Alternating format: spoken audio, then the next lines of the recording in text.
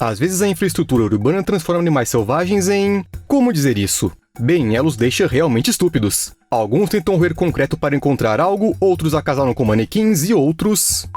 Hoje vamos mostrar o que acontece com os animais em um ambiente urbano e por que isso faz mal para o cérebro deles.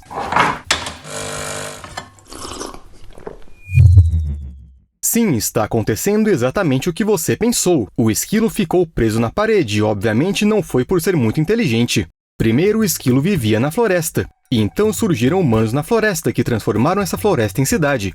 Os esquilos tornaram-se urbanos. Isso lhes fez algum bem? Bem, como dizer... Ei, aqui não há nozes. Pare de roer o prédio, esquilo. Sai! Morar na cidade certamente tem suas vantagens. Há comida de graça, nas casas dos humanos podem ser encontrados bons abrigos, até com calefação.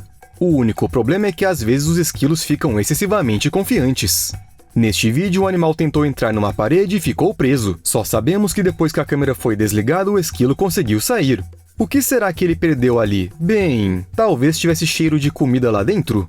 Mas este exemplo não é o único. Aqui um esquilo foi retirado da tampa de um bueiro na Alemanha, em Munique. Se não fosse pelos humanos, ele provavelmente teria morrido. Testemunhas dizem que o traseiro enorme o impediu de entrar no buraco. Já este esquilo foi resgatado na Inglaterra depois de ficar preso em um comedouro para pássaros. Esse coitado até precisou ser untado com manteiga para passar pelo buraco em uma lata de lixo de Boston. Os esquilos estão por toda parte. E em todos os lugares eles se metem em problemas por causa de sua curiosidade por acreditar excessivamente em suas próprias habilidades. Às vezes os problemas são até um tanto... delicados. Mas por que os esquilos se comportam dessa maneira? Parece que eles ficaram... estúpidos e não entendem que alguns buracos são muito pequenos para que eles se metam neles. Bem, parte do problema, como sempre, são as pessoas. Em primeiro lugar, os esquilos urbanos costumam ser mais gordos que os esquilos da floresta. Eles são alimentados por humanos, o que significa que o risco de ficar preso é maior para esses animais simplesmente por causa do seu tamanho. Em segundo lugar, a cidade oferece um monte de possíveis fontes de alimentos. Latas de lixo, comedouros, caixas, latas... A comida pode estar em qualquer lugar e os esquilos sabem disso. E uma vez que eles sabem, eles se metem em todos os lugares e eventualmente ficam presos nos lugares mais inesperados. E os esquilos são pequenos animais com metabolismo rápido, o que significa que eles precisam comer constantemente. Na natureza, esses problemas não surgem por um simples motivo. Simplesmente não há onde ficar preso. Os esquilos vivem em árvores, se movem pelas árvores, comem alimentos naturais e provavelmente nem imaginam as dificuldades enfrentadas por seus parentes urbanos. Mas será que os esquilos urbanos são realmente estúpidos? Aqui vale lembrar uma coisa muito importante. Nos animais, assim como nos humanos, a inteligência depende muito de sua personalidade. Um esquilo pode ser corajoso, esperto, estúpido, tímido, agressivo, curioso e, dependendo das características de cada animal, sua vida também muda. Além disso, o comportamento de qualquer animal, incluindo os esquilos, depende das pessoas que o cercam. Um estudo recente descobriu que os esquilos japoneses que vivem em áreas com maior quantidade de pessoas não eram tão bons em resolver quebra-cabeças em troca de comida quanto os esquilos de áreas com menos pessoas. Mas os cientistas garantem que é só impressão nossa que os animais se comportam de forma estúpida. Na verdade, seu comportamento está diretamente relacionado à área em que os animais se encontram. Adaptar-se à vida na cidade costuma ser difícil. Veja esses cervos, por exemplo. Acho que essas imagens dispensam comentários. Uma residente de Wisconsin filmou um vídeo de um cervo confuso tentando acasalar com decorações de jardim feitas de madeira. E pessoas fazem gravações semelhantes em vários lugares, onde quer que veados sejam encontrados. Até mesmo os alces se juntam a essa festa. Mas por quê? Tipo, será que eles não veem a diferença entre uma fêmea real de sua espécie e uma escultura? O que acontece é que durante a época de reprodução, os cervos... bem... Fala logo, eles ficam loucos. O período de acasalamento, também conhecido como cio, do veado de cauda branca dura cerca de 3 semanas. O problema é que as fêmeas só estão dispostas a acasalar por cerca de 72 horas, ou seja, uma janela de tempo muito pequena na qual o macho precisa conseguir fazer o que tem que ser feito. Como cada fêmea tem um período de acasalamento diferente, o macho vive em constante movimento, percorrendo longas distâncias em busca de fêmeas. E como o cervo tem apenas 72 horas para cada fêmea e 3 semanas no total, ele simplesmente não tem a chance de olhar melhor, de cheirar, de tentar entender se é um animal real ou uma estátua diante dele. Parece uma fêmea? Não há tempo para pensar. O negócio é acasalar e seguir em frente para procurar a próxima. Alguns pesquisadores afirmam que os machos ficam tão ocupados durante a época de reprodução que não se distraem nem mesmo para comer. No entanto, a maioria dos cientistas não concorda com isso. Os cervos comem um pouco menos do que o normal, por isso podem perder cerca de 20 a 25% do peso corporal durante a época de reprodução, ou seja, de 13 a 18 quilos. A testosterona também desempenha seu papel e deixa os machos mais ativos e agressivos. Sim, ela também os faz agir desesperadamente, o suficiente para subir em uma estátua de madeira com intenções românticas. Este filhote de cervo acha que está muito bem escondido e fora do campo de visão, mas há um detalhe. Ele está deitado no meio da estrada! E este não é um caso isolado. Veja, mais um filhote de cervo e ele também escolheu o lugar mais inadequado para se deitar. Ano após ano, quando fica mais quente, as autoridades pedem à população que não toque nos filhotes de cervo, mesmo que a mãe não esteja por perto. Os filhotes de veado de cauda branca nascem em maio e junho e todos os anos há muitas ligações nessa época sobre filhotes abandonados. Mas essa quase nunca é a realidade.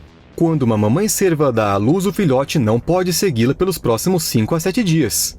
Portanto, é bastante natural que os filhotes fiquem congelados nessa posição, encolhidos no chão, escondidos na grama ou em um raro arbusto. E é por causa desse comportamento inato que os problemas começam. Os cervos também são encontrados perto de cidades e outros lugares povoados, e às vezes isso faz com que os animais ajam de um jeito não muito inteligente, digamos assim.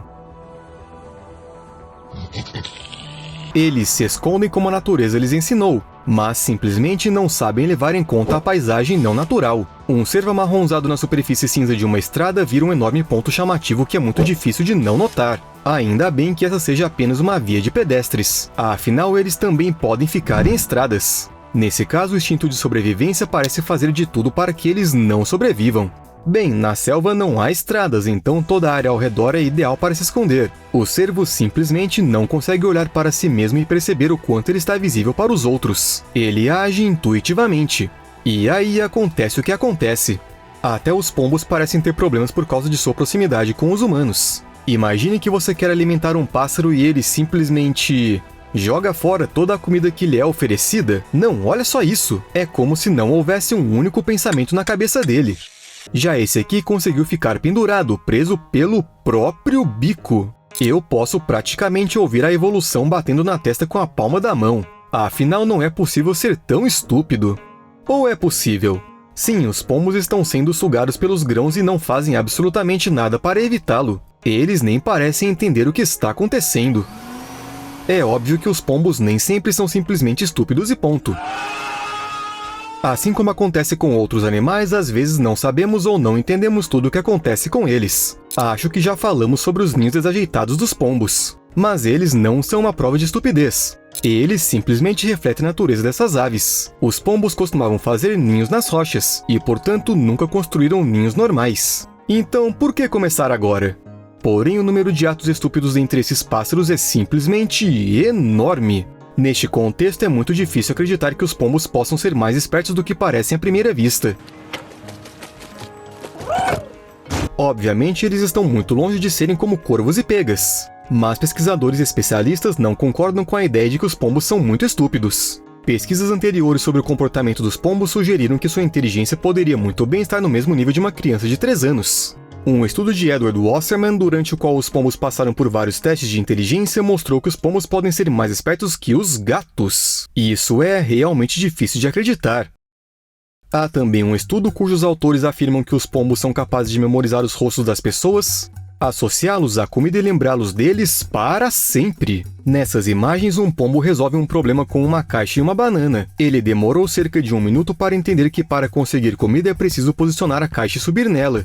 Mas então, por que parece que os pombos são incrivelmente estúpidos? Pode ser porque simplesmente há muitos deles e eles convivam muito de perto com as pessoas. Registrar comportamentos estúpidos é muito fácil, praticamente qualquer pessoa com um smartphone pode fazer isso. Ou seja, nós mesmos criamos a reputação dos pombos. Embora, se você pensar bem, todos os animais do planeta fazem algum tipo de bobagem de vez em quando. A diferença é que não estamos por perto para filmar.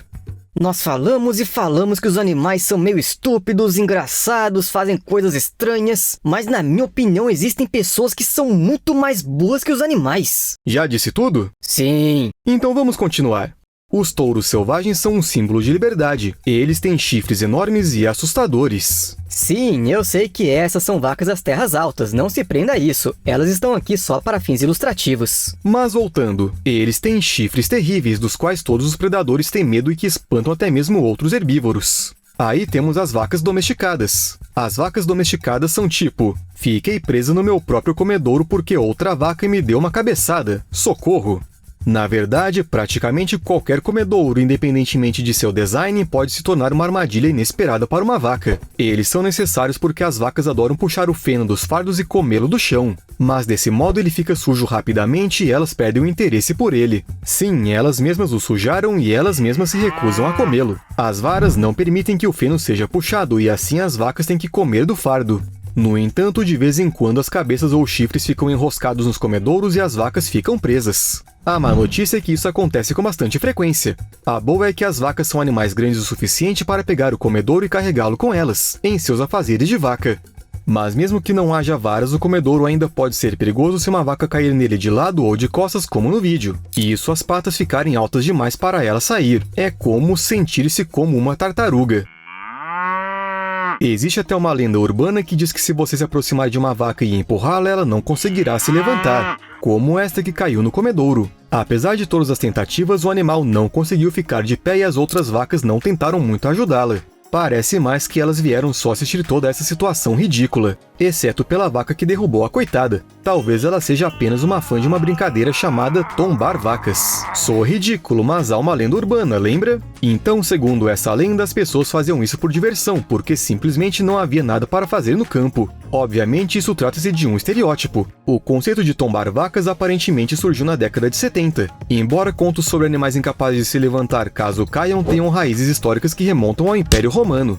Hoje em dia existem até esquemas que mostram o lugar e o ângulo que você precisa pressionar para derrubar uma vaca. No entanto, as vacas costumam se deitar e se levantar facilmente se não estiverem doentes ou feridas. Para determinar a possibilidade teórica de tombar vacas foram até realizados estudos científicos. Sim, os cientistas também fazem esse tipo de coisa. E embora os resultados dos estudos variem, todos concordam com uma coisa: as vacas são animais grandes, difíceis de surpreender e que não caem se uma pessoa as empurrar. Estima-se que isso exige uma força de 3 a 4 mil newtons, ou seja, de pelo menos 4 pessoas. Bem, ou uma única vaca, como no nosso caso. Ela, sem saber, tornou-se parte de uma lenda urbana. Uma lenda bastante popular, na verdade. Até mesmo em carros há uma referência a isso.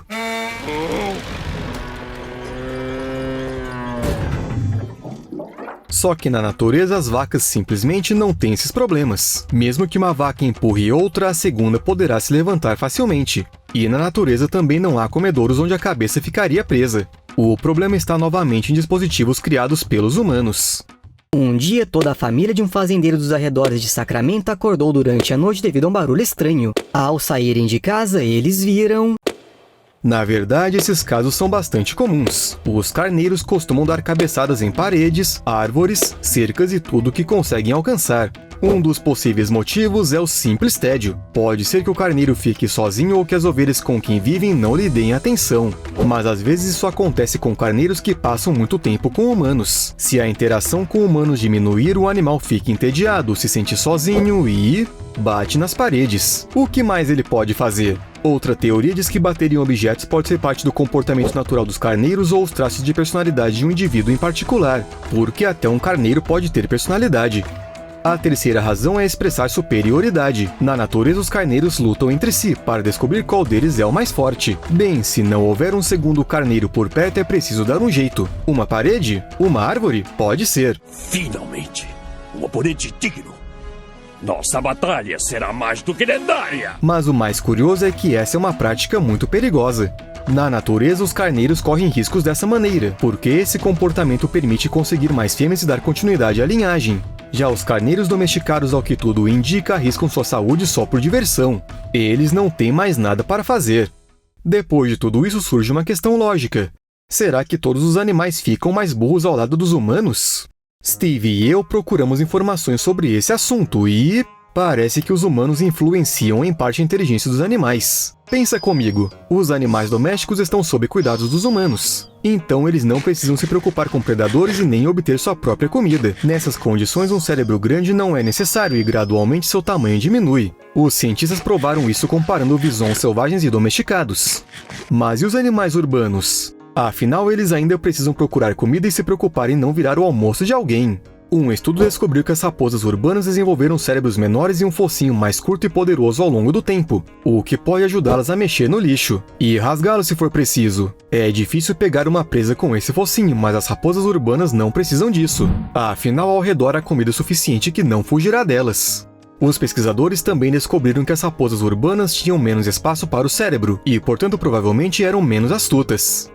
Uma raposa selvagem em busca de comida precisa percorrer longas distâncias constantemente e, ao mesmo tempo, lembrar suas rotas. As raposas da cidade, por outro lado, podem frequentar só algumas lixeiras onde as pessoas jogam comida.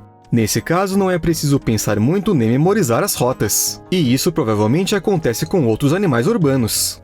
Os tubarões da Flórida, obviamente, não podem ser chamados de urbanos, mas também sofrem consequências devido ao contato muito próximo com os humanos. Testemunhas começaram a perceber que esses animais estavam se comportando de maneira estranha, nadando em torno de objetos invisíveis e indo em direção às pessoas. Embora costumassem evitá-las e coisas do tipo, descobriu-se que os tubarões simplesmente estavam comendo substâncias ilícitas jogadas no mar, das quais criminosos estavam tentando se livrar. Não é de admirar que o efeito tenha sido esse. A leoa que era um suíno. Recentemente, uma grande operação policial foi realizada em Berlim depois que uma leoa foi vista nas ruas. Tanques e equipamentos pesados foram trazidos para a cidade para capturar a predadora que corria livremente pelas ruas. Nas fotos da capital alemã é possível ver veículos blindados, tanques, além de atiradores com armas carregadas com dardos tranquilizantes. Você consegue imaginar essa cena? Agora imagine como os especialistas ficaram surpresos quando, após 30 horas de busca infrutífera, revisaram o vídeo e perceberam que aquilo nunca foi um leão. Era um simples javali. A lontra marinha continua roubando. Lembra que falamos sobre uma agressiva lontra marinha que roubava as pranchas das pessoas? Então, ela ainda não foi capturada. Além disso, o animal tem um fã-clube que não para de crescer. As pessoas aparecem todos os dias para ver a lontra marinha tomando sol na orla rochosa, mergulhando na água e comendo caranguejos. Só que as constantes tentativas de pegar a lontra marinha a deixaram cautelosa e ainda teve um mau tempo. Portanto, a criminosa continua foragida. Eu também entrei nesse fã-clube. Até mais!